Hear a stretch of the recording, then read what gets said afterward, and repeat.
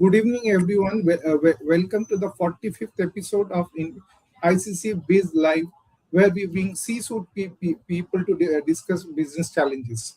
Now, today our focus is on EduTech, and we have with us a very eminent author, educationist, chairman, Mr. Satish Jha, who has written many books, particularly two books on education, the full plate and the learning state.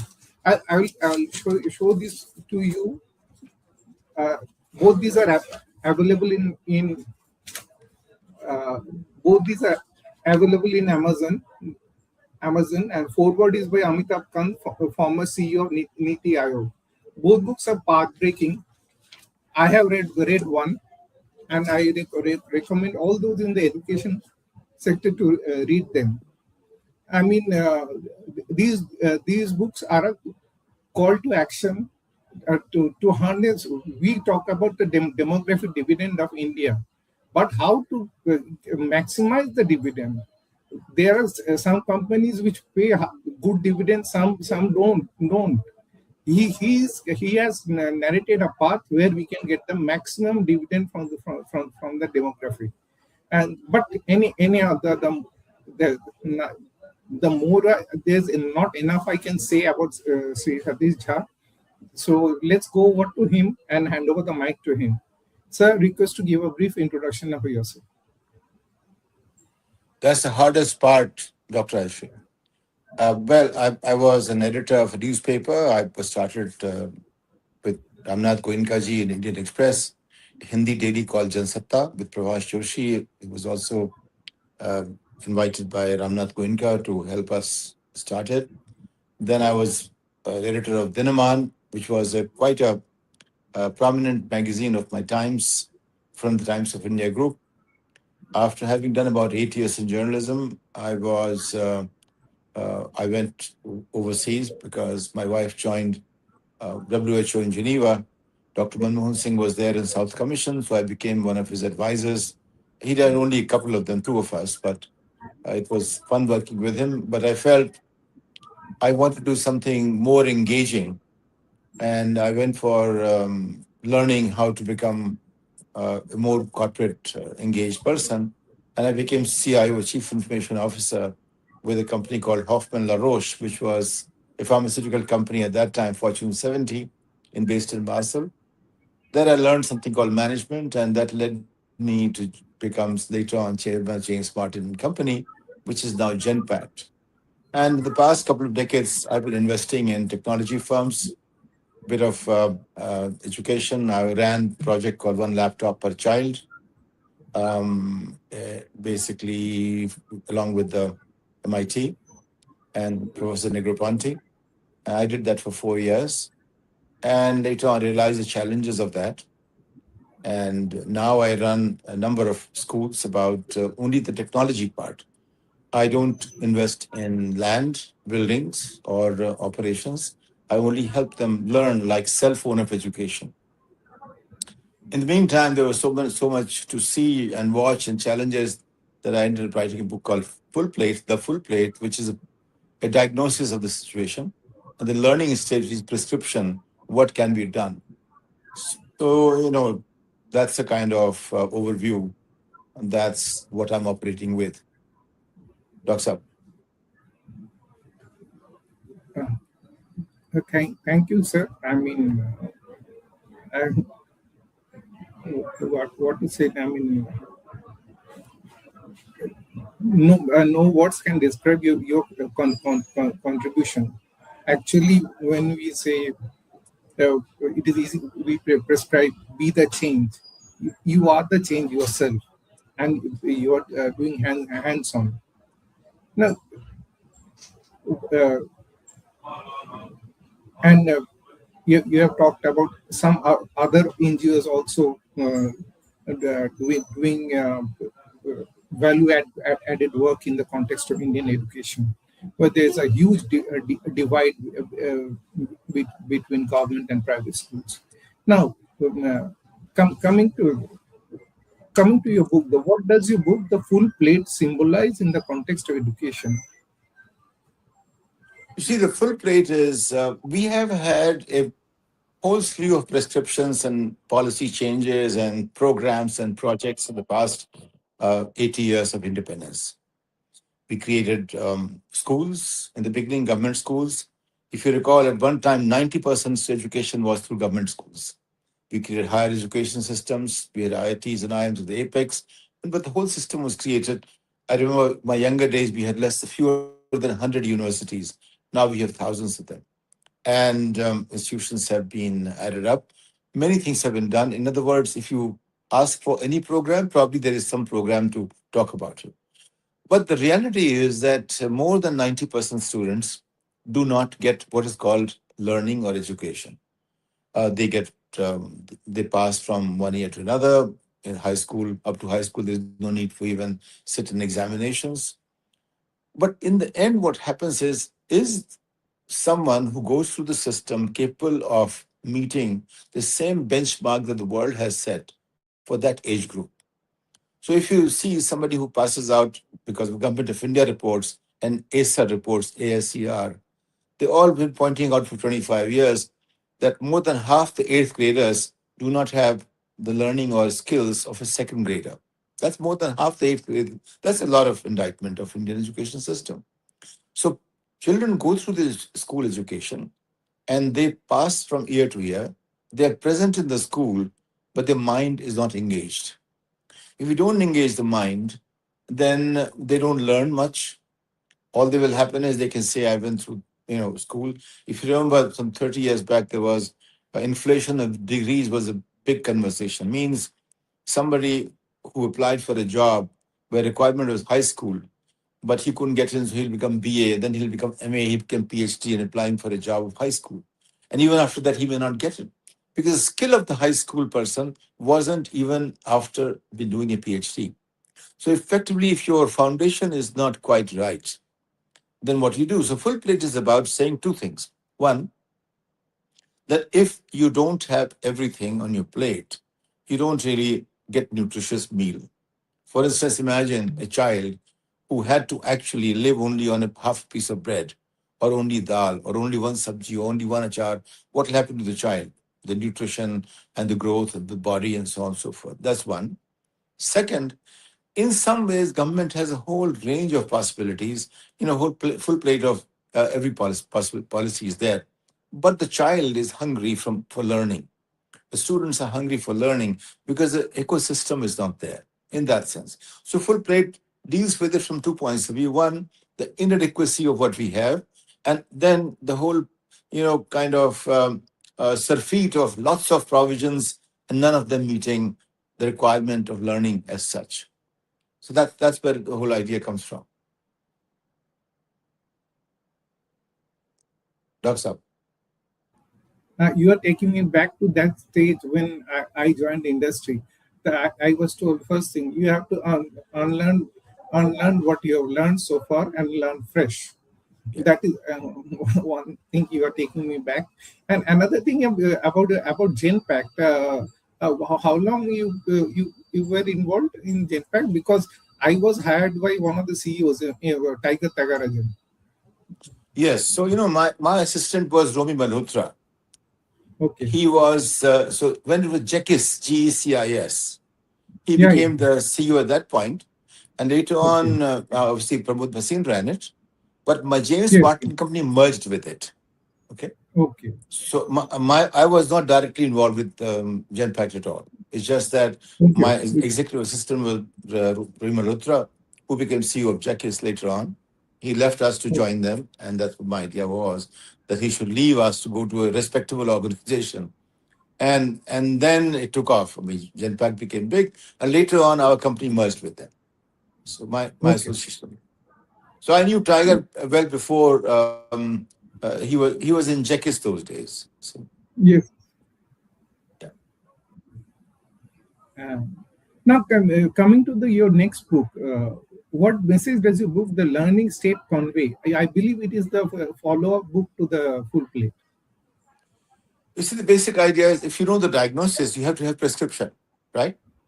So Right. what the learning state does is, point is, And I've been arguing for that for quite some time since Vajpayee was Prime Minister, who invited me at that time to become member of Planning Commission.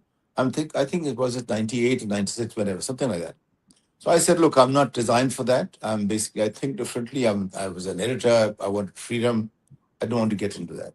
But I discussed that. And my point was, we planned for 5 years. Now think of this way. If parents plan for their children for 5 years, what will happen? After 5 years, if you let a child go to the street, what will happen to the child? So when you plan for something, you plan to bring it to a point, then that they become capable, right? So 25 years plan, if you see for education point of view, by the time people actually understand anything, they have gone to the level of, say, 25 years. So it takes from K to PhD about 25 years. So plan for 25 years. And then what all is required. So it basically sketches out what all does India need to become a country with people who are capable of handling the challenges of modern times of 26 to 46, 47. What we're planning for is a 100-year celebration in 47. If you plan from now until 47, or 25-year or 20-year plan, probably we can get somewhere. That is the basic idea. Dr. Rajashri. Hello?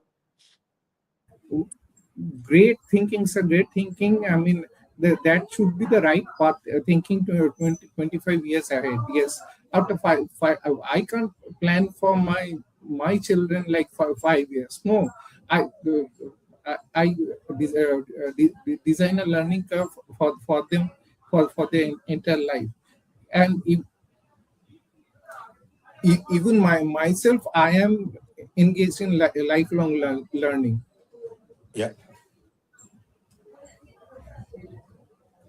And now my next question is, uh, how do you define human capital in the Indian context? You see, we've been hearing about something called demographic dividend, right? Now, Yeah, it's a dividend only when the people are capable. So, okay, you have 100 crore more people. But if they are the kind of people you are feeding them 5 kilos of ration every month, are they contributing to economy or anything? No. So unless they become capable of doing things in the modern context, capable citizens, those who can do things the rest of the world does in competitive ways, they can handle things at the level of competency the world and technology requires, they will not be a contribution, they will not be value adding, they'll be a drag on something. So if they're a drag, then it's not a dividend. See, it's a capital only when it can produce something. So, for instance, when you say capital in industrial sense, you invest in machines which are new and that make you competitive. If you invest in machines which have been discarded, will it be competitive? Probably not. So, similarly, human capital becomes, when it becomes productive, when it contributes to the development or growth of nation, which can add value, is capital. Otherwise, it's a waste. It's a scrap. So what we have done is, instead of turning every mind into full of possibilities and capabilities, we have left them on the table. We have not nurtured them. So think of it this way: if per capita income of the top 1% in India, say, is about 10 lakh rupees, and top 2% is about, say, 5 lakh rupees, and top third percent is about 2.5 lakh rupees, and top fourth or up to top seven, eight is about 2.5 lakh rupees. That's what it's all about. And as soon as you go below 10%, it starts going below a lakh rupees. In Bihar, per capita income is about 50, 60,000 rupees annual, which is below the sub-Saharan Africa. So is there a capital in that? No, capital is only when your per capita income is at the level of the at least global average and above. What is the global average? Very simple. There are 8 billion people. There are 100 trillion of global value added. So about $12,500 is the average of the world per cap per annum. India is about 2,500. So we are 1/6 of the world average as of today. So are we a capital or are we basically scrap? So my point was, as long as a nation thinks of mining the earth, it doesn't grow in modern times. Only those nations that mine the mind, like the US does, they grow. I always think of what's capital here. Think of in the past 50 years, how many companies today in the top 10 of the world were born in the last 50 years? Almost all of them. And each of them has almost greater market value than India as a country. For instance, if you look at NVIDIA, look at Apple, look at some of these companies, their market value is more than the market value of India. Means entire uh, corporate, what you call the stock market system, total valuation of all the companies in the country is less than the valuation of a company called NVIDIA, or a few, about five, six such companies. So these companies are born past 25, 30 years. So in other words, in 25, 30, 40 years, you can create as much market value as entire country of 150 crore has created annually after 80 years of freedom. That is the gap that I'm talking about. So if you have human capital, you will create something like NVIDIA, you'll create like SpaceX, you'll create companies like Amazon. These are the companies that have driven economy in the past 30, 40, 50 years. They include Apple, they include Microsoft, they include all the top 10, 15 companies that you see. They're all new. They didn't come from mining or coal or mining of this or that. They came from mining of mind. So mine the mind, not the earth, is the basic thing. When you mine the mind, you create human capital. When you mine the earth, you create, basically workers who are not a dividend. They basically are a drag. Talks up.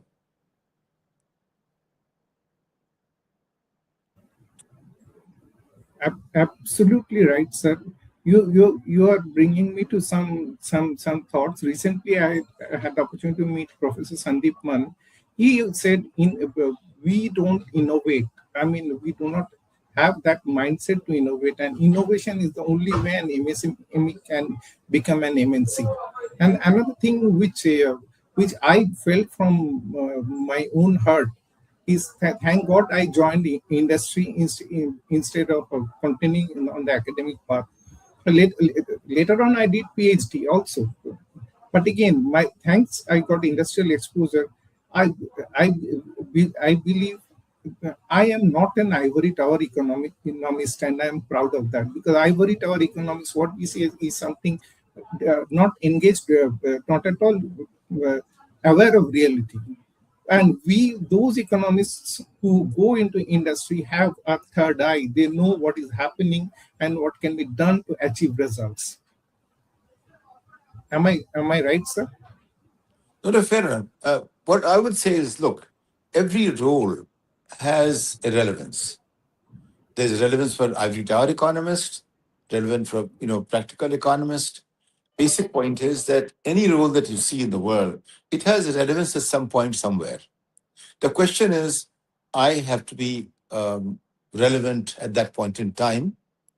And the great leaders, what they do is they think long.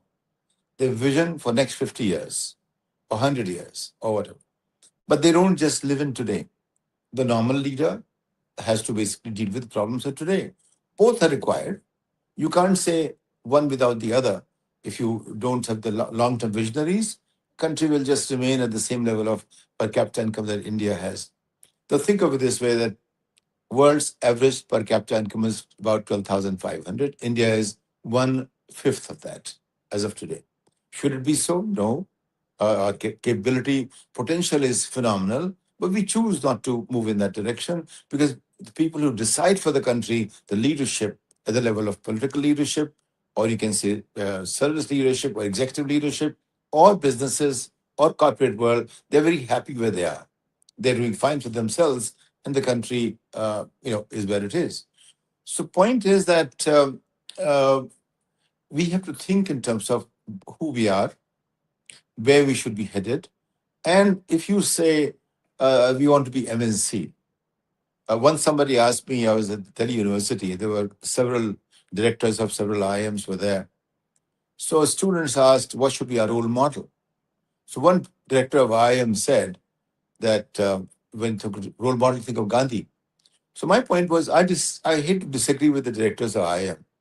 I said, then again, think about Gandhi's great role model. But think about who was Gandhi's Gandhi, who was Gandhi's role model. So my point is, if you're looking for a role model, you have to think of a role model which will take you from wherever you are to somewhere great. And if you like a role model which is keeping you happy in the current moment, that's what a lot of people do. Bollywood creates role models. They help us create.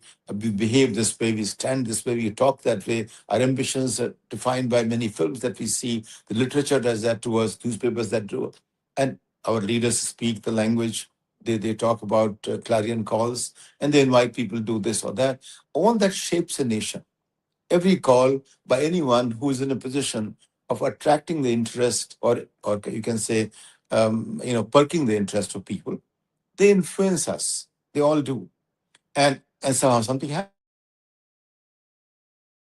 happens.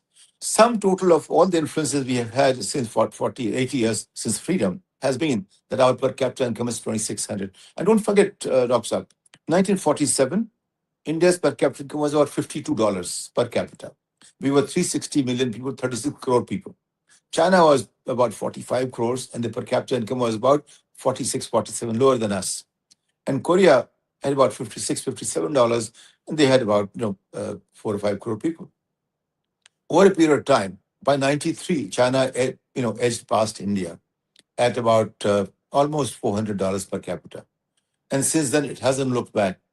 There was a time when China was considered by professors in America 10 to 12 years ahead of India. Now I think it's perhaps several decades China is ahead of India. And because what they did was they decided at some point in time to make sure that every Chinese is educated at a certain level. And they worked very hard at that. They've decided to make them all speak English. And by the way, Chinese, in terms of number of Chinese who speak good English, probably surpass number of Indians who speak good English, even though they began with the handicap of no English or almost no English as such. So because they decided to do that. Similarly, Korea is known for highest number of graduate citizens as such. Percentage of graduate citizens in Korea, I think, well beyond America. I think it's something close to 60%. I'm not exactly right, but it gives you a sense of direction. They're in that direction. 60% citizens of a country being graduates. That's phenomenal. So that's why the kind of growth of Korea is seen as about $45,000 per capita income. China is getting close to 20,000. India is still about not even at 3,000 yet.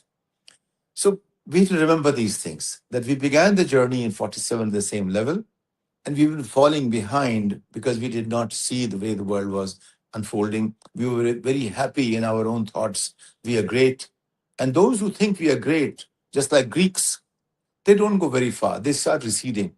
So it's very important, if you want to progress, don't look at the rear view. Don't think of the glorious past. You always think of what lies ahead. And that's where I think we have been copying, imitating. My world is divided into three parts. America innovates. China copies. India imitates.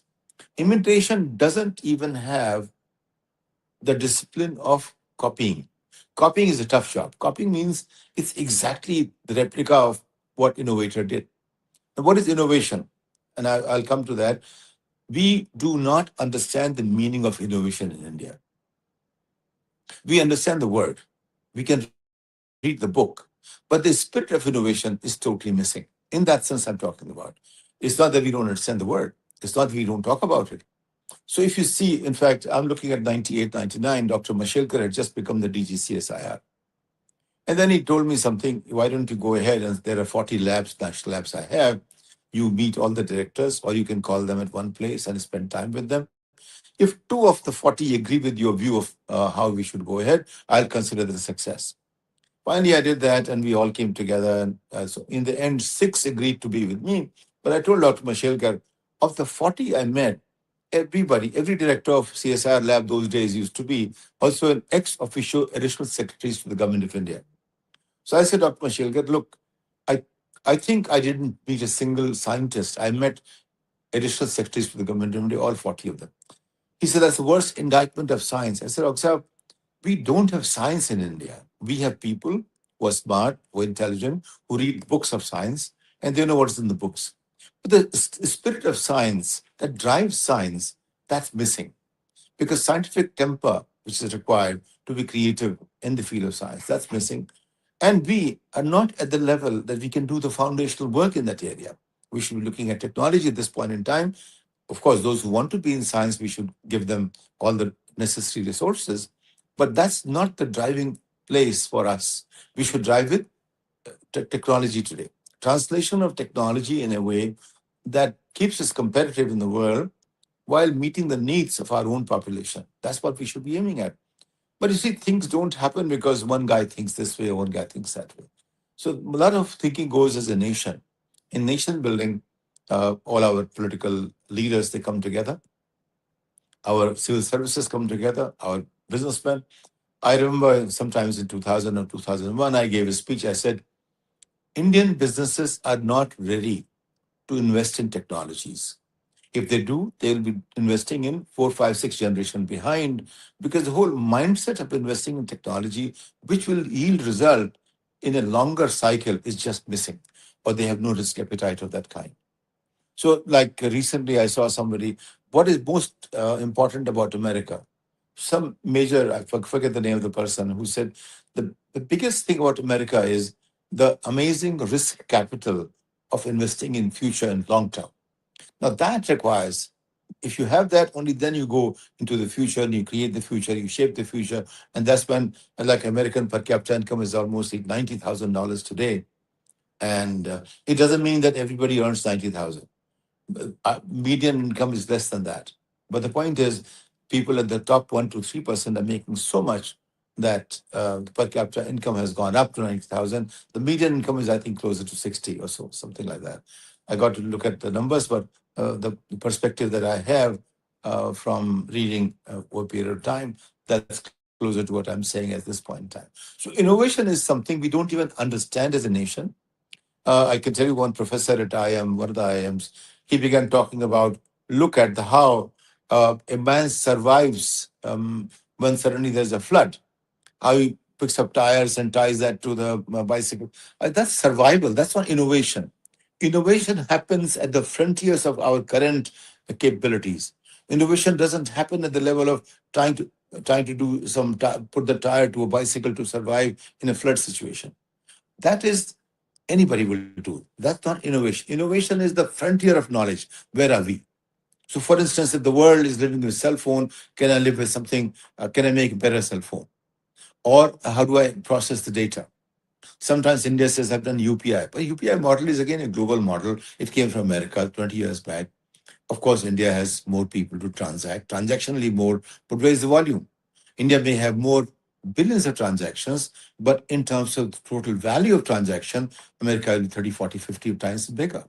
So point is not that. Point is this made it easier for people to transact, and that's a great thing. That is a good application of technology that we did as a nation building exercise. Similarly, in every sphere, we will think of how to take a technology and make it accessible to everyone. And that will create, that will be innovation. That what you're doing is you're taking something at the level of human achievement, and now you take the next step.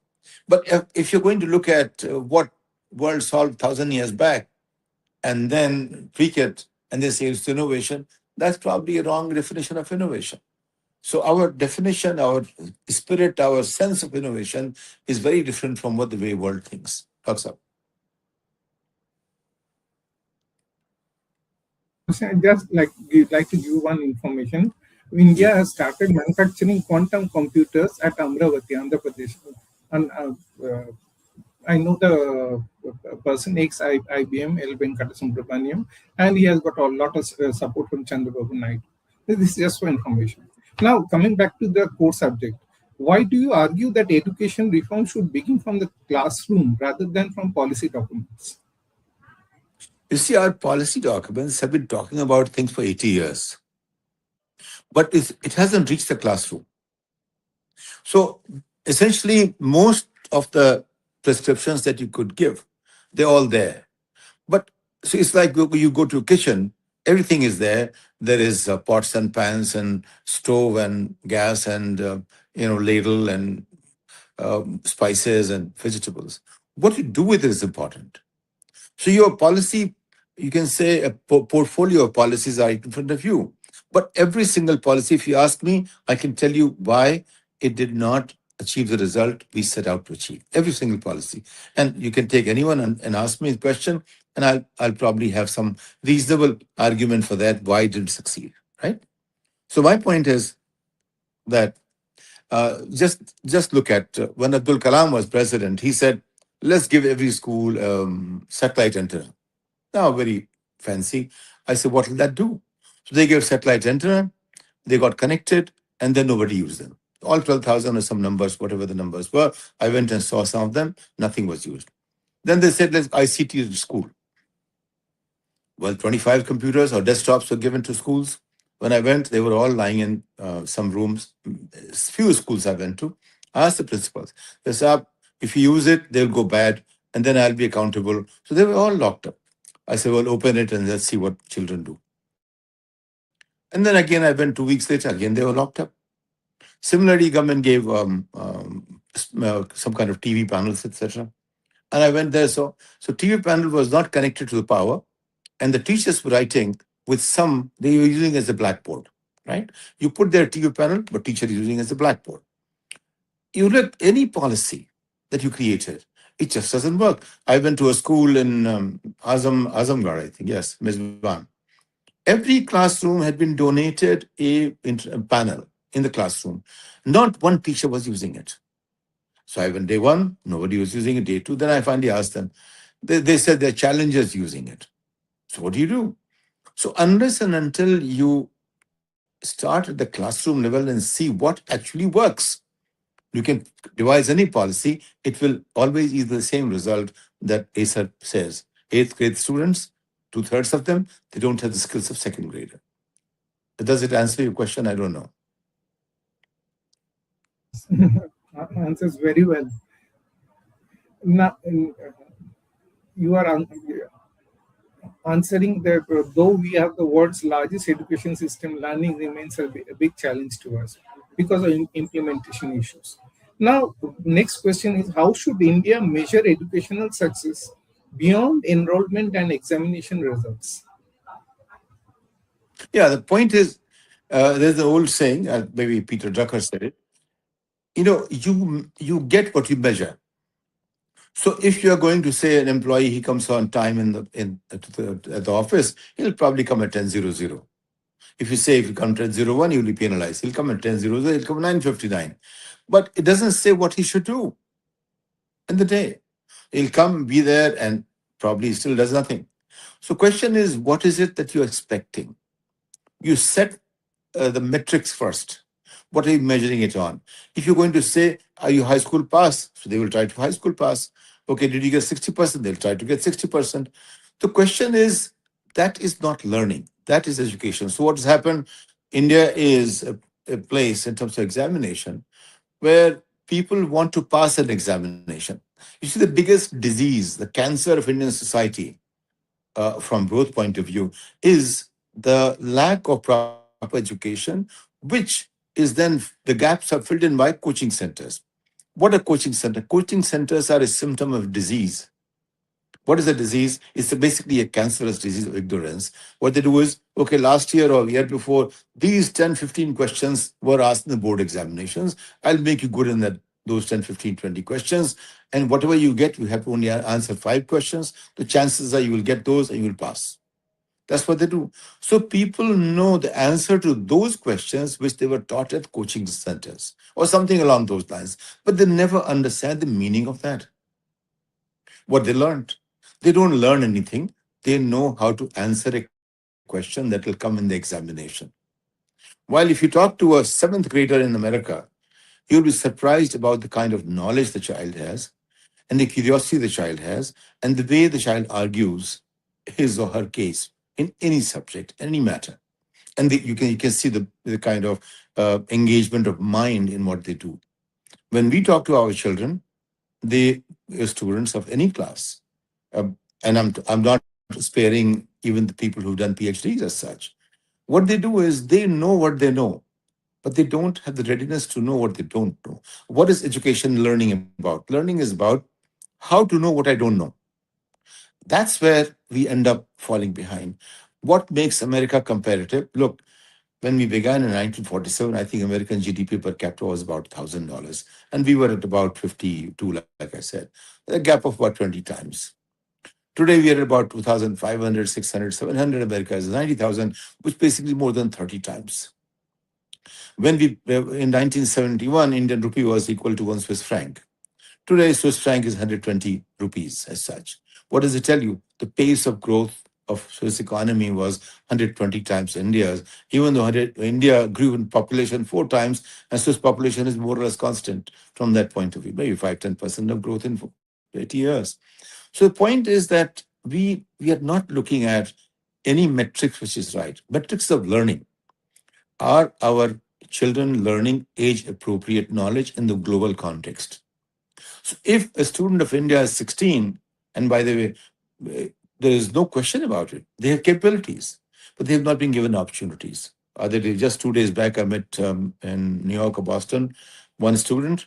He went to Doon School. He was fortunate enough to go there. He applied for education in America. He got full scholarship to Dartmouth and Skidmore colleges. And he is about not yet 30. He raised $5 million to create his own company here. And he came on a scholarship to America for school education. And he had the ability to imagine that I want to do this, and he pursued that. So I think every year about a few hundred Indians get a scholarship to come to American schools. America gives the scholarship. Then they become part of it, and then do extraordinary things in America. Similarly, if you think about creating those possibilities in India, for instance, we dropped the whole idea of excellence. When Kapil Sibal began expanding IIT framework to beyond 5, I said you're diluting the whole brand image of IIT. You create different institutions. And what happened? Similarly, when IIMs were created outside of the 3 or 4 IIMs, I said they will only dilute the image of IIM. They will not build one. You create new one. So, but this is what we do. We want to monetize in the short run. That's what government has been doing. But IIMs had to remain relevant. In fact, Dr. I.G. Patel invited me in the Court of Governors of IIM Ahmedabad. I'm looking at 95. I wasn't eligible because the whole system was designed so many from this sector, so many from that sector. I didn't belong to any sector they could take. But he invited me as he was the chairman and he could invite, so he invited. So I explained to him, I said, look, IIMs are a great place because they pick up the best students of India who have the aspirations to become managers. They're not a great place because their research happens, or the professors who were once very bright and good, but over a period of time, they basically receded in terms of experience. So when C.K. Prahlad left IIM Ahmedabad to come overseas, and he became probably from India one of the finest minds accepted by the world as a professor of management and strategy, everybody in Ahmedabad was very unhappy with him. His colleagues were unhappy with him. But had Prahlad not come, today in America, India is known for Prahlad. Because a man like Professor Prahlad came to Michigan and he created, in his strategy, he was in nonpareil. I mean, nobody was comparable to him. I've sat with him, sitting with, chairman of Fortune 10, 15, 20 companies. He was in, the chairman is the middle and he's on the left, I'm on the right, and I'm listening to the conversation. And that is the kind of attraction he created that people wanted to. In fact, Philip's chairman told me, the Prahlad is the man who made me turn Phillips around, and I gave him a room right next to he was just an associate professor at Michigan those days. So he had that charisma and capability, and so he changed thinking. That's what professors should do. Right or wrong, future will decide. But he was thinking afresh.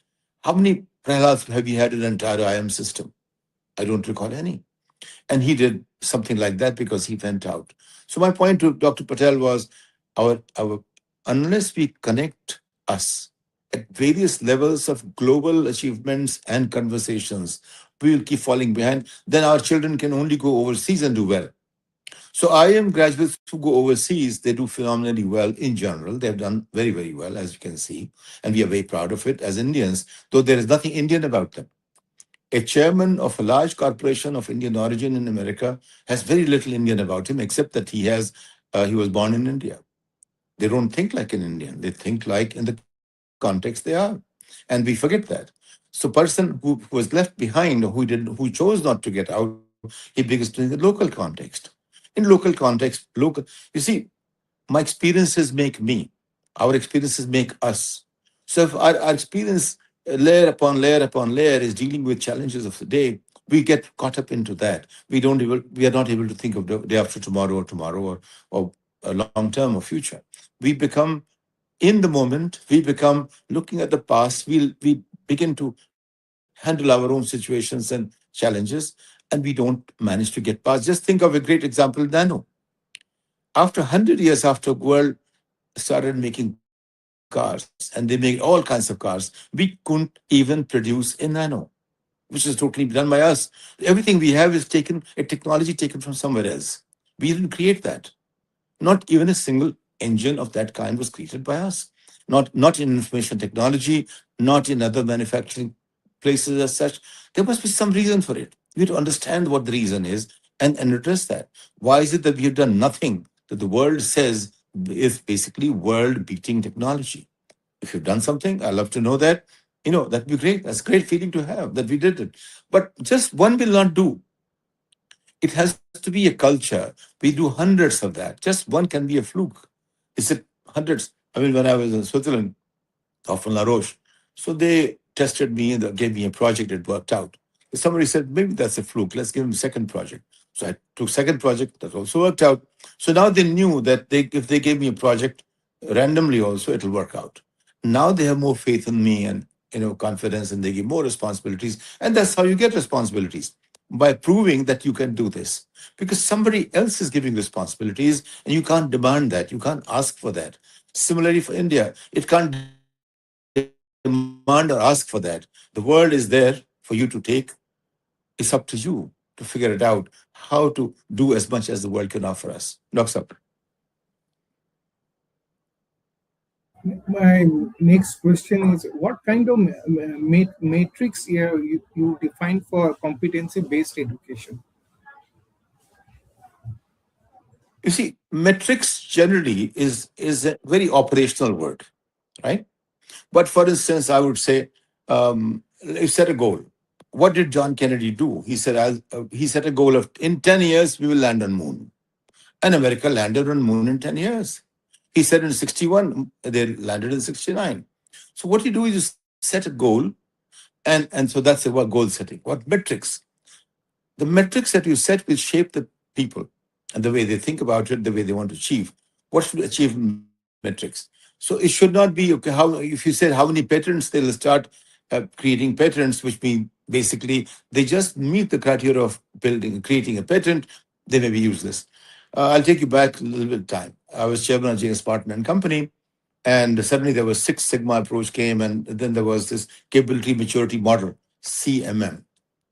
So I said, now India will do very well in CMM, but doesn't mean that it will actually benefit from CMM. They asked me why in America.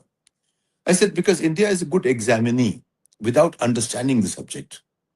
So suddenly you found in a couple of years, the largest number of CMM top tier 5 were from India. They could get, but the productivity in India wasn't that high. So we become examinees very well. We don't become achievers in the same way. So because our metrics are different. So if the metrics is about achievement, probably you'll start achieving it. So if you say, have you passed the examination? Have you got this marks? They will end up achieving that. So similarly, metrics has to be something which is realistic. So what should be realistic metrics, for instance? So, okay, have you created a technology that the world says is ahead of them?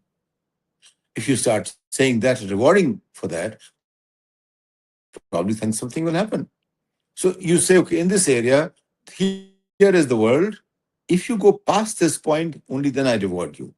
And I reward you handsomely. Now you just see what happens. And you can create that in every. First is you benchmark where the world is. Then you benchmark where you are today. And then you go from here to there. What will take you there is the question. And it has to be done in every area. That's one. But then there is something called imagining the future area, which nobody imagines. What keeps America ahead of the world? I'll give you small examples, and you see, examples help us to understand something, and they can always be counterexample. I was a CIO with Roche, and so I got to see Comdex in the US. And when I came there sometime in the early 90s, I think the number in my mind is 612 products were showcased in that year in Comdex. It's a massive, I think, a couple of square miles of buildings, and they get every country in the world comes there. 612 new products. You look at 590 odd products from America, only 12 products, about a few from Japan, a few from Europe. Everything else was from America. This is about early 90s. How did that happen? Even today, the ratio hasn't changed much. How did that happen? Because here there's a possibility in terms of ecosystem of innovation and learning, and people are rewarded for what new they create. Now take a company like 3M. 3M is a company with some 50,000 products. And they reward people to be intrapreneurs in the sense they are the ones who made Post-it, for instance. Post-it is a very easy example to give because it's a very simple thing, but they found a glue which sticks and then unsticks. So everybody says if you stick, it sticks. But this is the glue that sticks, that unsticks. Now, this is a very different kind of thinking. So America kept solving problems. A problem comes, okay, give it to people, let them solve. We don't have a problem-solving approach. And our problem-solving, we accept at a much lower level of barriers or threshold. So you have to go on increasing threshold as such. You don't have to give them immediately. You go on gradually. You prepare the nation. It takes time. It doesn't happen overnight. So another thing we have challenged with this, what we normally achieve in 20 years, we won't achieve in 1 year. So that means that's best way to say we will never achieve it. So we are, we have questionable ways of looking at it on multiple counts. So metrics, what should the metrics be? I think any metrics which is not aligned with achievement at the global level will keep us behind. Talks up.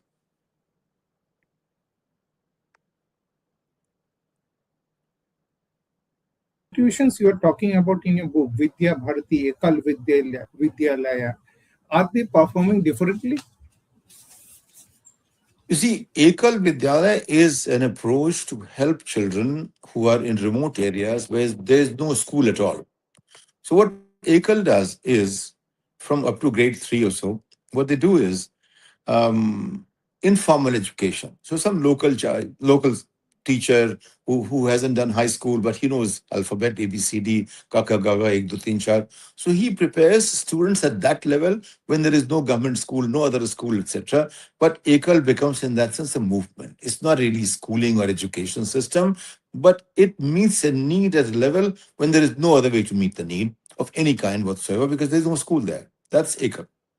Now, it sounds very fancy, but actually, if you educate your child at Ekal and you don't give them avenue to go to, say, Vidyabharati or other places, what will they do?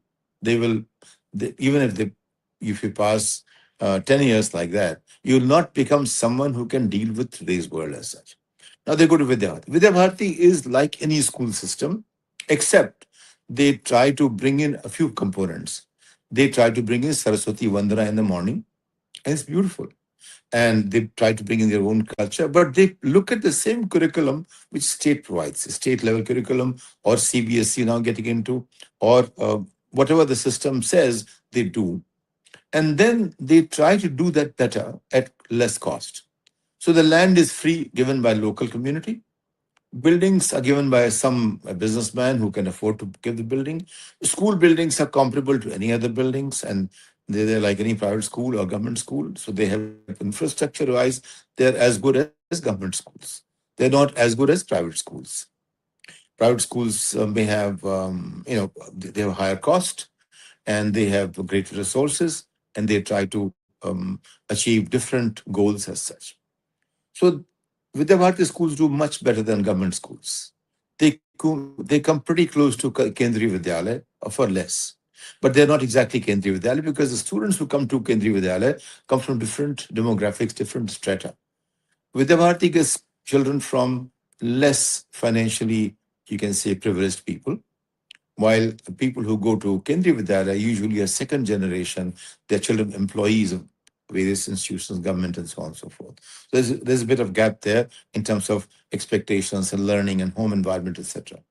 But still, Vidya Bharati teaches 1.5% of all students in India. 1.5%. They have 35 lakh students. They take 3 lakh, 4 lakh students every year. And they get a state board level 50% of top 10 positions in every state board, more or less, every year, sometimes the top. Vidya Bharati, there are, if you remember, India has about 17,000 IAS, IPS, and IFS. That's called civil service. Civil service only IAS, administrative service, police, and forest. That's called civil service. That is the allied services. There's about 17,000. 1,500 of them, they come from Vidya Bharati schools. With the Bharati school, they gave India the chief of defense staff. They gave India right now. I think a couple of chief secretaries came from Vidya Bharati schools. Some DG police came from Vidya Bharati schools. So they have done for less what government couldn't do. They've done for less what private sector do for about 3, 4, 5 times the cost as such. So that's what Vidya Bharati does. But more important, the teachers' salaries are very little, 15, 16,000 rupees, but they're lifetime teachers. They don't run away. They go to children's homes at 9 o'clock at night because they're interested in how children are doing. No government school teacher does that. No private school teacher does that. But Vidya Bharati teachers do that. They go to children's homes and talk about how are these kids doing? Do they have any challenges? Can we help them any which way? And they do it periodically, every few weeks, they will walk into a child's home. Every teacher knows every child. So that is the kind of very engaged, motivated model where teachers are, keen on their students doing very, very well.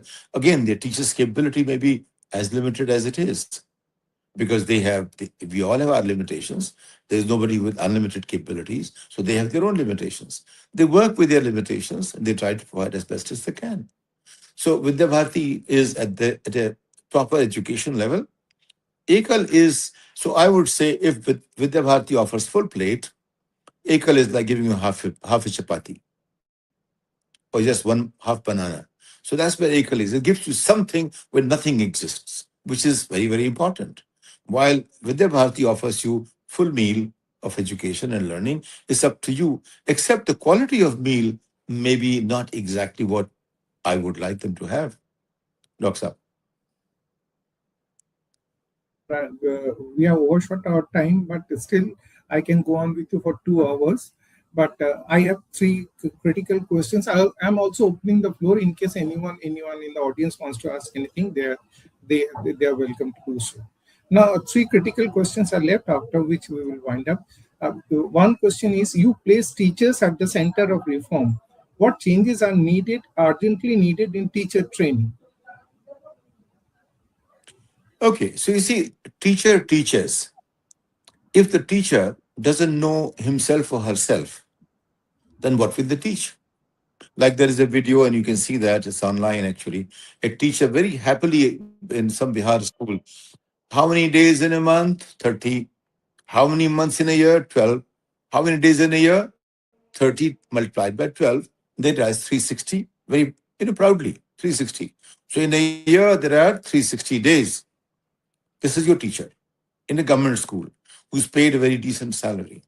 Now, if I take example after example, the kind of learning they have is at that level of learning. So how do you improve the quality of teacher? They are not the ones who come from very ambitious community. Those ambitious, they become IS, allied, PCS, or whatever. They work very hard for local states. They want to get to services where they can get in by examination to a higher level of personal gratification. That's what they do. But then think of this way, a nation where every year 25, 2.5 crore children join the school system every year. But the total number of positions in UPSC are how many? There are 2,000 total, including allied services at the central level, and maybe about 10,000 all state level. Only for 12,000 students, how can you mortgage the future of 2.5 crore children? So that's what's happening. They all work for, and those who don't get into, some of them will become teachers. Now they've become teachers.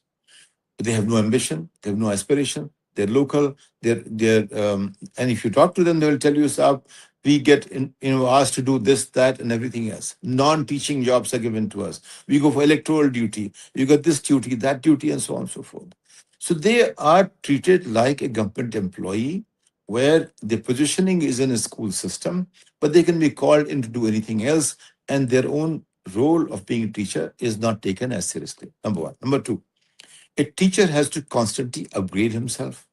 Now, upgrading by examination is maybe procedurally the only thing they can do. But if that doesn't lead to the upgradation of teachers' capabilities, is as good as not doing anything at all. So teachers are not being trained constantly.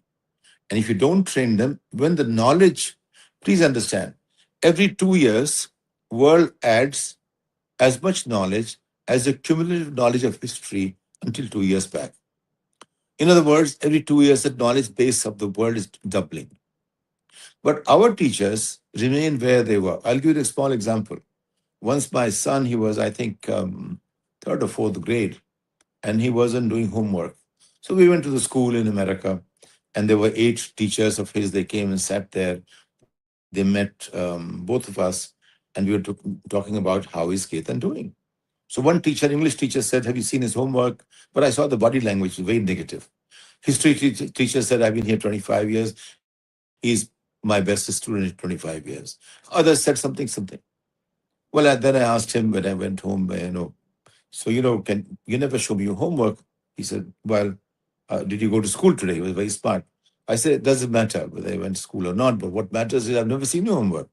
So maybe you should show me something." I said, "How about English?" He's okay if you insist. So he showed me. I said, there were 5 in red marks. I said, when I read this, maybe your teacher is right. What do you think? Then he says, very interesting. He said, but if you read Wikipedia, then probably I'm right. I said, show me. I said, well, if I read Wikipedia, you are right too. Then he said, then you will say that why should I not follow the teacher because she's going to grade me or whatever?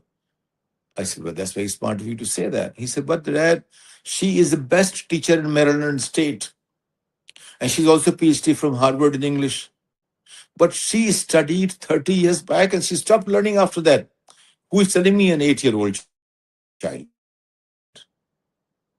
This is a conversation I'm having in America with 8-year-old child whose teacher is a PhD in English from Harvard, who is voted the best teacher in the state, and he has an opinion on her. And I knew that he will do fine after that. If he can have that good an opinion on his own teacher, that she stopped learning 30 years back after her PhD from Harvard, I know that he doesn't need my advice. He will just do fine.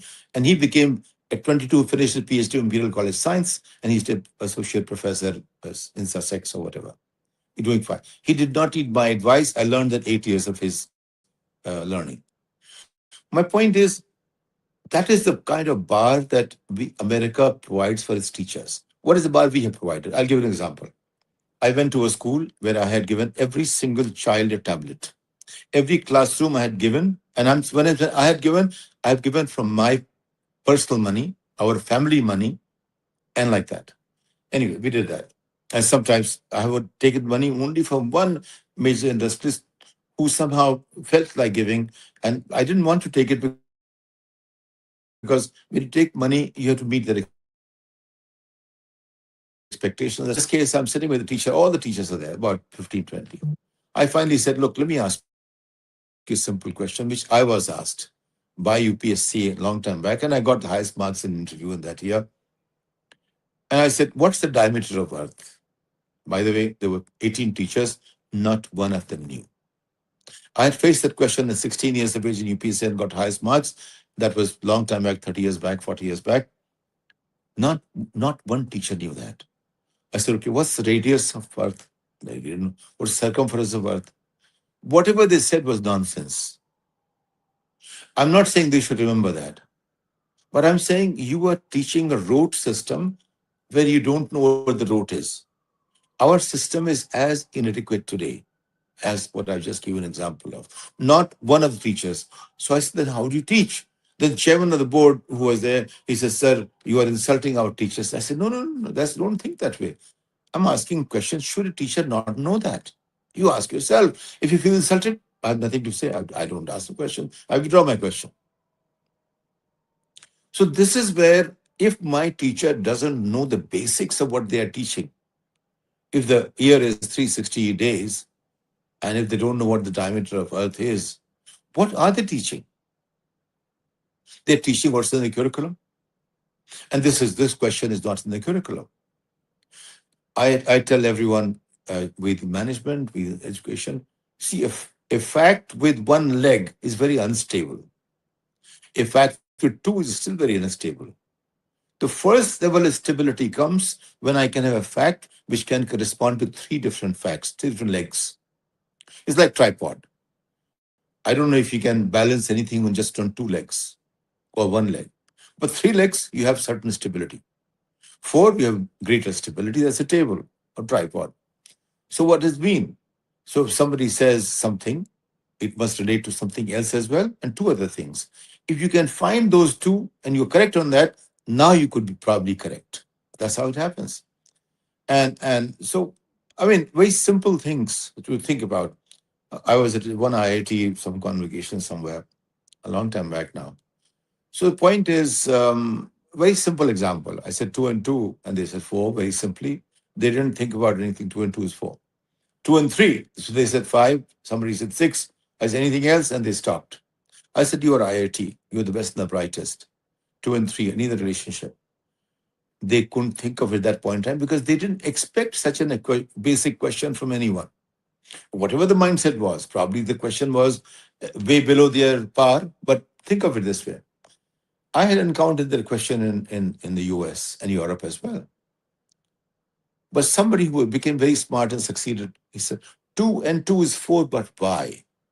And that was the question he had. He wanted to understand why two and two is four. We never had that desire or need when that be an irrelevant question. But just two and three. Two and three is five, two and three is. I didn't say you add, I didn't say you multiply. The response was two and three is five, two and three is six. Two plus three is five, two into three is six. But I said, well, think of this way. It could be two cube, could be three square, could be two by three, could be three by two, could be, two log three or whatever. There, I said, I don't know enough mathematics, but I'm sure there are multiple possibilities beyond whatever I'm saying. But if you as IIT boys get stuck at two and three is either five or six, then you are limiting your own possibilities. That is a challenge. So teachers have to have that ability to go beyond whatever is immediate possibility. Without that, they will not. So how do you create a culture of training like that? That's what's important.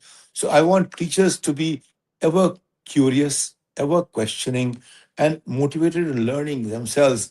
They should be like Socratic dialogue we heard about. You heard of our old Mimamsa.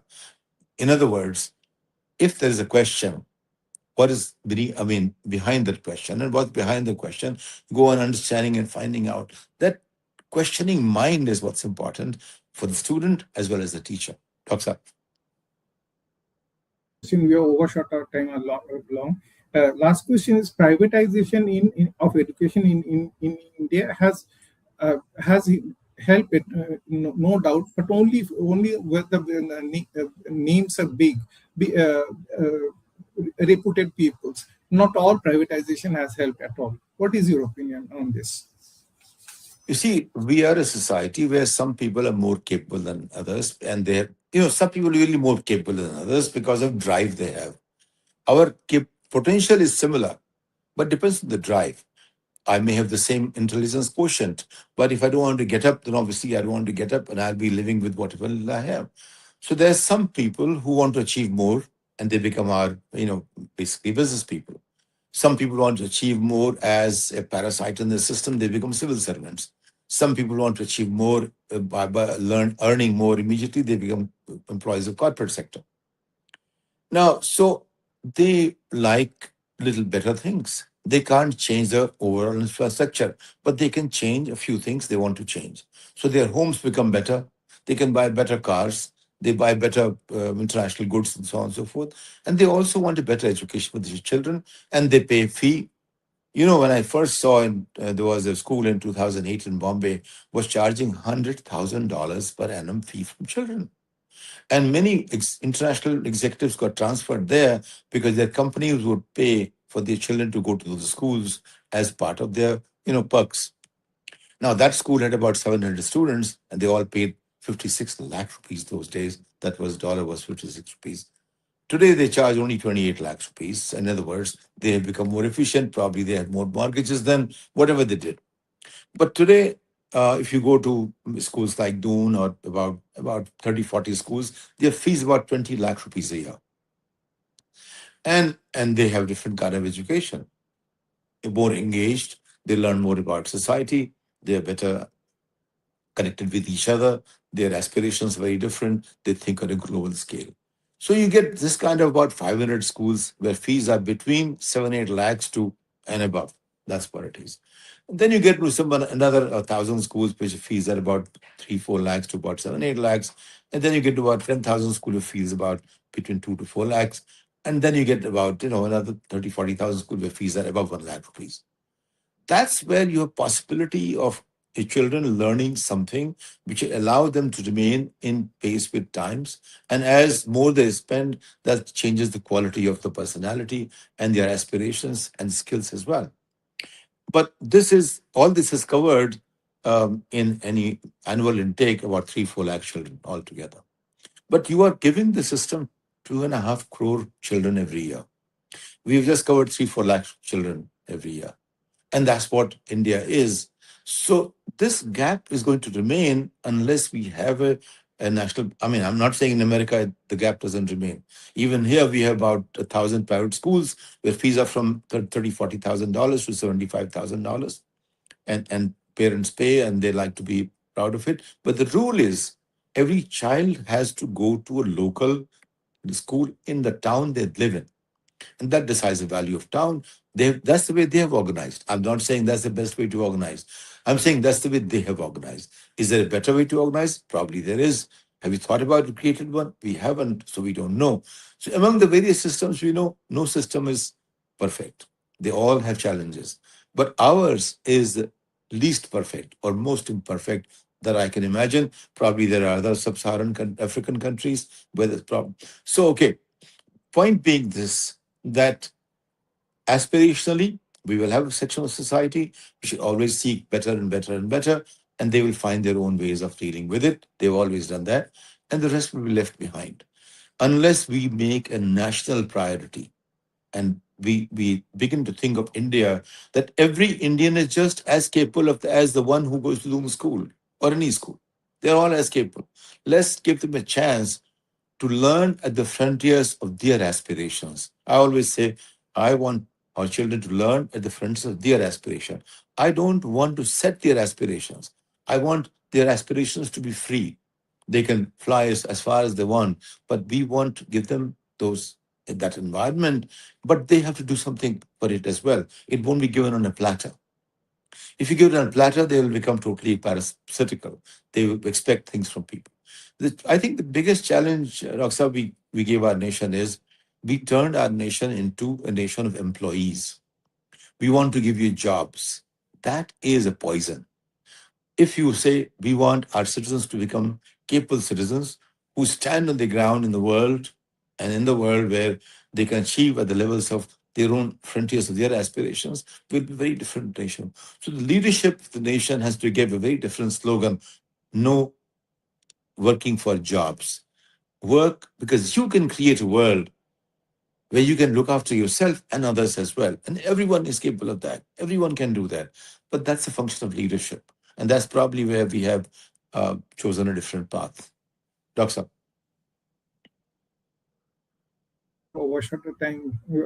We carry forward this message, and next we will come up with a publication of yours. Thank you, sir. Thank you, Doctor. Thank you very much.